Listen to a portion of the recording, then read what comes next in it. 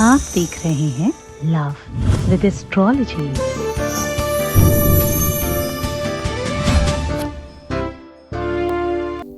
नमस्कार, मैं हूं आचार्य सतीश अवस्थी और आपका बहुत स्वागत करता हूं लव विद एस्ट्रोलॉजी में। लव विद एस्ट्रोलॉजी तुम्हारे जीवन को पूरी तरह से बांधने के लिए, तुम्हें गठबंधन में कंप्लीट करने के लिए और तुम्हारे जीवन में वैवाहिक सुख बढ़ाने का सीधा, सरल, वास्तविक, पारंपरिक, धार्मिक, आध्यात्मिक वे है। आज इस यात्रा में हम बात कर रहे हैं एक ऐसे पुष्प की, एक ऐसे फूल की जो सर्वसुलभ होने के बावजूद भी बहुत बहुत चमत्कारी है।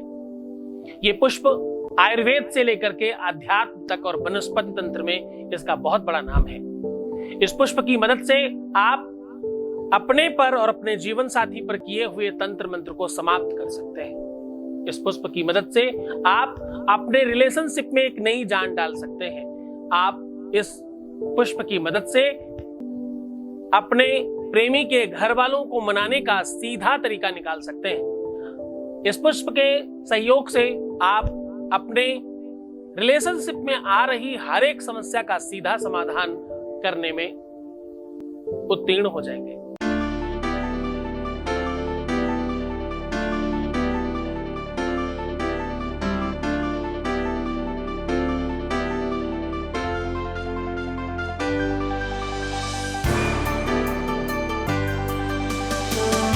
आप देख रहे हैं लव विद एस्ट्रोलॉजी। जीवन में समस्या सिर्फ एक बात की है, प्रॉब्लम सिर्फ एक छोटी सी बात की है, एक छोटा सा अंतर है जहां पर हम गड़बड़ कर लेते हैं। बहुत बार ऐसा देखा गया है कि हमारे जीवन में सब कुछ ठीक चल रहा होता है और किसी ने कुछ कर दिया, उसके चक्कर में रातों रात हमारा रिलेशन खराब हो जाता है। नेगेटिव चीजें अगर दिन है तो रात भी है, रात है तो दिन भी है, सुख है तो दुख भी है, अच्छी चीजें भी है तो बुरी चीजें भी है। बुरी चीजों के प्रभाव की वजह से आपका रिलेशन और आपकी चीजें अगर खराब हो रही हैं तो आप निश्चित तौर पर समझिए कि यह आपके अपने जीवन का बहुत दुर्भाग्यपूर्ण विषय है। आपकी कोई गलती नहीं, आपका कोई भी अपराध नहीं, आपने कोई भी ऐसा त्रुटि नहीं की, उसके बावजूद भी आपके हाथ से रेत की तरह कोई चीज निकल रही है। तो आज निश्चित तौर पर समझिएगा कि आज का दिन आपका है। आप बिल्कुल परेशान मत होइए, बहुत सारा कोशिश आपको नहीं करनी, आपको सिर्फ खुद से प्रयास करने और खुद से कोशिश करके आपको अपना रिलेशन ठीक कर लेना है। आपका रिलेशन ठीक करने के लिए कोई दुनिया की और ताकत नहीं, कोई और व्यक्ति नहीं, तुम खुद ये कर सकते हो। तुम्हारी फीलिंग है ना, तुम्हारा प्यार है ना, तुम्हारा जीवन है ना, तुम्हारी लाइफ है, तुम्हारी सांसें हैं, तुम्हारा सर्वस्व है।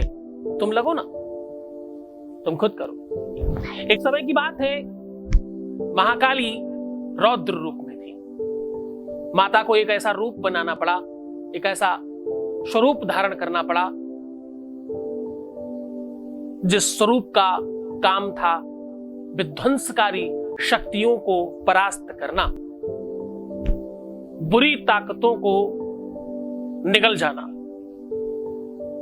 वो इस वजह से क्योंकि एक राक्षस का जन्म हो गया था, जिस राक्षस को वरदान था कि उसके शरीर का एक भी बूंद अगर जमीन पर गिरा तो वैसा ही एक और राक्षस पैदा हो जाएगा, बिल्कुल वैसा ही एक और। यानी उसके अंदर भी वही सारी चीजें होंगी और उसका भी जैसे एक बूंद कटा वैसे उससे भी एक और पैदा होगा। यानी जितने भी बूंद गिरेंगे उतने ही जगह वो और अवेलेबल हो जाएगा और वो भी उतना ही शक्तिशाली, उतना ही सब कुछ उसके पास होगा। उसके पास भी वही शक्तियां होंगी कि उसका भी अगर शरीर कटा और रक्त गिरा तो उससे भी एक आदमी पैदा होगा। उस राक्षस का नाम था रक्त बीज। उसके रक्त में, उसके ब्लड में, उसके खून में बीज था, यानी जहां पर जमीन पर वो गिरे वहीं अंकुरित हो जाए और तुरंत एक राक्षस पैदा हो जाए। वैसा ही दिखने वाला, वैसा ही शक्तिशाली, उतनी ही ताकतवान और उतनी ही शक्तियों के साथ। उस राक्षस को समाप्त करने के लिए, उस विध्वंसकारी शक्ति को समाप्त करने के लिए माता का जन्म हुआ। उस माता का नाम था महाकाली। जयंती मंगला काली, जयंती मंगला काली भद्रकाली कपालिनी दुर्गा क्षमा शिवा धात्री स्वाहा स्वधा नमोस्तुते। उस महाकाली को मैं प्रणाम करता हूं। और उनका जब जन्म हुआ, इतना विध्वंसकारी परिस्थितियों को समाप्त करने के लिए वो खुद भी विध्वंसकारी स्वरूप में थी। उन्होंने उस राक्षस का वध किया और पूरा का पूरा रक्त पान करके एक भी बूंद जमीन पर गिरने नहीं दिया। यानी सीधे शब्दों में कहें तो उस पूरे के पूरे राक्षस को निगल गई। जो बुरी चीजें हैं, किया कराया है, किसी के ऊपर किसी ने कुछ कर दिया, किसी ने किसी का मन चेंज कर दिया, किसी ने किसी के ऊपर निगेटिविटी करा दी, किसी ने किसी का पूरा माइंड चेंज कर दिया, ये सब कुछ वो विध्वंसकारी शक्तियां ही करती हैं, जिनको समाप्त करते समय जब आप ताकत लगाते तो वो डबल हो जाती है और बढ़ जाती है। अच्छा होने के बजाय बुरा हो जाता है। आप बहुत बार बार प्रयास करते रहते हो, एक को मारो दो हो जाए। इसके लिए एक आल्हा है, एक को मारो दो हो जाए, दूसरे चौथे बने करजार। तो मतलब एक को मारे तो दो, और दो को मारने जाओ तो चार बन जाते हैं। उस विध्वंसकारी शक्ति को समाप्त करने का सीधा साधन आपके सामने लेकर के हाजिर हूं आज। मैं फिर से आपको याद दिला दूं कि अगर आपके जीवन में किए कराए की वजह से, तंत्र मंत्र की वजह से, निगेटिविटी की वजह से, नकारात्मकता की वजह से, किसी ने कुछ करा दिया है उसकी वजह से, या किसी ने उसका माइंड डाइवर्ट कर दिया है उसकी वजह से, या किसी ने उसे समझा दिया है उसकी वजह से, या तुम्हारी कोई बात उसको पता चल गई है, ये बड़ी बात ध्यान से समझना, ये बहुत महत्वपूर्ण बात है। अगर तुम्हारी कोई भी पुरानी बात उसको पता चल गई है, या कोई चीज तुम्हारी सामने आ गई है, तो निश्चित तौर पर समझ जाना उसका भी सीधा समाधान हो जाएगा।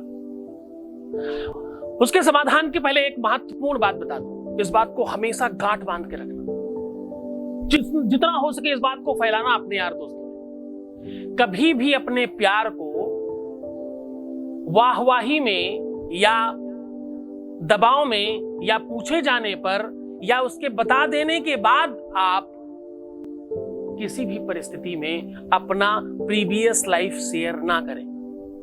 ध्यान सुनिए, अपने प्रेम के साथ, अपने लवर के साथ, अपनी प्रेमिका प्रेमी के साथ अपनी प्रीवियस लाइफ यानी पिछला आपका जो भी प्रेम प्रसंग रहा है, वो चाहे किसी भी हद तक हो, वो कम हद हो या सारी हदें पार करके हद हो, जो भी परिस्थिति रही हो, उसको किसी भी रूप में शेयर ना करें। ऐसा क्यों ना करें?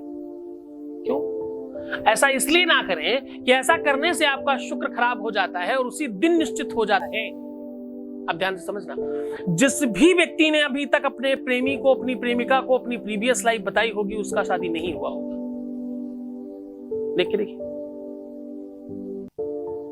उसका संबंध कभी ना कभी टूट ही जाएगा, उसी दिन निश्चित हो गया। जैसे ही तुम ये बात कहते हो, वैसे ही उसी दिन ये निश्चित हो जाता है कि अब तुम कभी एक तो नहीं हो जाओगे। तो अगर ऐसा कुछ कर दिया है तो उसका समाधान है इसमें। आज का दिन आपका है। आज का ये सोल्यूशन आपके लिए अवेलेबल है। तो चलिए जान लेते हैं उस सोल्यूशन को, जान लेते हैं इस बात को, जान लेते हैं इस विषय को। एक तो आपको इसके लिए आवश्यकता होगी एक ऐसी तस्वीर, एक ऐसी फोटो, एक ऐसे चित्र की जिसमें माता रौद्र रूप में महाकाली का रूप लेके खड़ी हो और नीचे भगवान शिव उनको संभाल रहे हो। ऐसी फोटो की जरूरत होगी। इस फोटो के साथ आपको एक पुष्प है गुड़हल, आपने देखा होगा रक्तकर्ण का, लाल कलर का फूल होता है, आगे से ऐसे, जैसे आपने देखा होगा पुराने टाइम के वो जो लाउड स्पीकर होते थे, बिल्कुल वैसा दिखता है। बाहर से गोल बड़ा ओपन और पीछे से छोटा होता जाता है, बिल्कुल लाउड स्पीकर के जैसा। पुराने वाले लाउड स्पीकर जो होते थे, खंभों में ऊपर टांग दिया जाया करते थे ना, उसमें आवाज आती थी, बिल्कुल वैसा आकार होता है और कलर लाल होता है। इसे गुड़हल का फूल बोलते हैं, कुछ लोग जवा का फूल बोलते हैं नॉर्थ ईस्ट साइड में। माता को चढ़ता है ये, स्पेशल तौर पर काली को सबसे ज्यादा पसंद आने वाला यही पुष्प है। इस पुष्प के माध्यम से आप ये सोल्यूशन कर सकते हो। और आगे बढ़ाएंगे उससे पहले ले लेते हैं एक वॉइस मैसेज प्लीज। मैं जितना भी गुरु जी के चरणों में प्रणाम करूं उतना कम है। मुझे लगा था कि मेरे जीवन में कभी भी चेंजेस नहीं आएंगे, हमेशा मैं ऐसे ही रह जाऊंगी रोती हुई। फिर मुझे मालूम नहीं था कि मेरे जीवन में खुशियाँ ऐसे आएगी कि दुख होने का कोई रीजन ही नहीं रहेगा।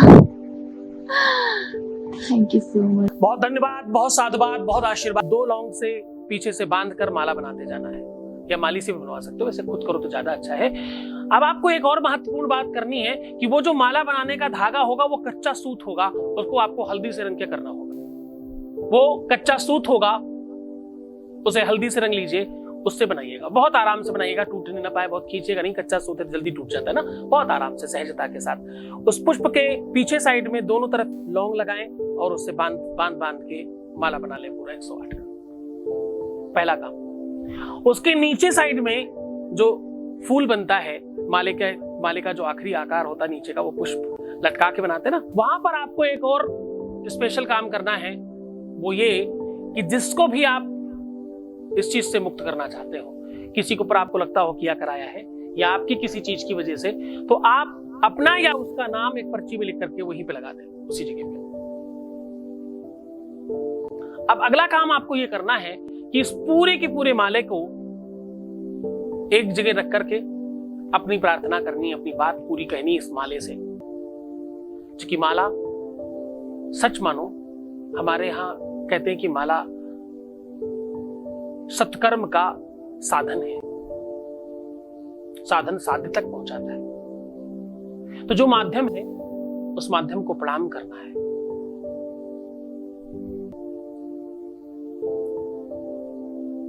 वैसे तो हमारे यहाँ हम लोग जब माला करते हैं तो उसकी पूजा करके करते हैं, हाँ? उसको मंत्र बोल करके अभिमंत्रित करके फिर माला करना शुरू करते हैं। जपा सिद्धिर जपा सिद्धिर जपा सिद्धिर न संशया, जब में संशय नहीं है मैं प्रणाम करता हूं।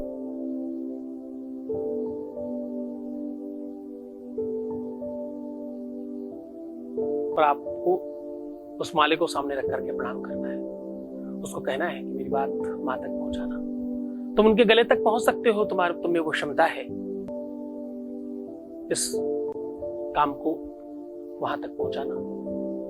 और उस माले के सामने कपूर जला करके उस माले की आरती करना है, बिल्कुल जैसे मां की आरती करते हैं।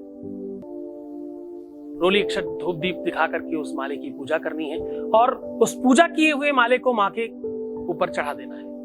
पर इस माले की जितनी पूजा, जितनी विधि से, जितनी श्रद्धा से, जितनी सत्कर्म के साथ, पूरी सात्विकता के साथ आप करेंगे, उतना ज्यादा फलदायी होगा। उनके गले में जब पहना रहे हो तो आपका मस्तक नीचे होना चाहिए और आपको हर पूजा में ये पहली उंगली निषेध है और इस पूजा में इसी उंगली का प्रयोग करना है। इन्हीं 2 अंगूठे और उंगली से पकड़ करके ऊपर आपको चढ़ाना। एक मुद्रा है, मोर मुद्रा बोलते हैं एक्चुअली। मोर सत्कर्मियों में सबसे ऊपर पाया जाता है, फिर कभी इस पर चर्चा करेंगे। तो बस ऐसे करके उनके ऊपर चढ़ा देना है और दंडवत प्रणाम करना है। जब ये माला 24 घंटे कंप्लीट हो जाए तो इस माले को उतार लेना है और इस माले के साथ अपने को 3 दिन तक रात्रि में रखना है, अपने बेड पे ही, तकिए के नीचे, गद्दे के नीचे, जैसे भी आप रख सके। 3 दिन बाद इसको कहीं जमीन में या कहीं पेड़ के ऊपर टांग दें, जमीन में दबा दें या पेड़ में टांग दें।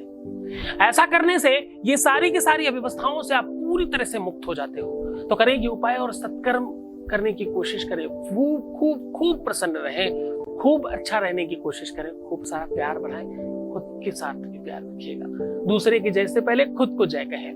बहुत बहुत धन्यवाद, बहुत आशीर्वाद। माता आपके चरणों में प्रणाम करते हुए आप सबको बहुत आशीर्वाद देता हूँ कि माँ आप पर मेहरबान रहे, माँ आपके ऊपर खूब सारी शक्तियां प्रदान करे, माँ आपके ऊपर खूब प्रसन्न हो और आपके हर मनोरथ को की सिद्धि प्रदान करे। धन्यवाद।